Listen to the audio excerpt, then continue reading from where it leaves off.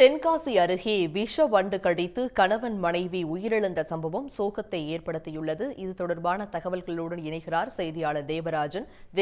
விவரங்கள்.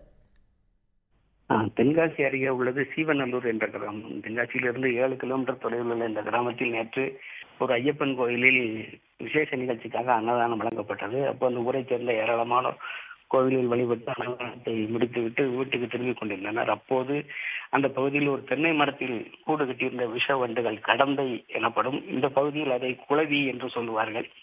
அந்த வண்டுகள் கூட்டமாக வந்த பக்தர்களை தாக்கியதில் 5 பேர் பாதிப்படைந்தனர். நேற்று இரவு அவர்களுக்கு பாதிப்பு அதிகமாக ஏற்படவே தென்காசி அரசு மருத்துவமனையில் சேர்க்கப்பட்டனர். இதில் லட்சுமண பிள்ளை, அவரது மனைவி மகராசி ஆகியோர் இன்று காலை அடுத்தடுத்து இறந்தனர். மேலும் அதே ஊரை சேர்ந்த ஆறுமுகம், சாந்தி மற்றும் சண்முக பாரதி மூவரும் தற்போது தென்காசி அரசு மருத்துவமனையில் தீவிர சிகிச்சை பிரிவில் சிகிச்சை பெற்று வருகிறார்கள். இதில் சண்முக பாரதியை உடல்நிலை கவலைக்கிடமாக இருப்பதால் அவரை மேல் சிகிச்சைக்காக பாளை அரசு மருத்துவமனைக்கு அனுப்ப இருக்கிறார்கள்.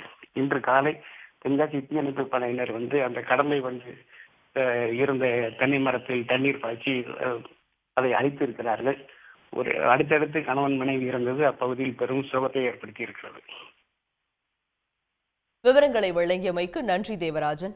உடனுக்குடன் செய்திகளை தெரிந்து கொள்ள சன் நியூஸ் பெல் ஐகானை கிளிக் பண்ணுங்க.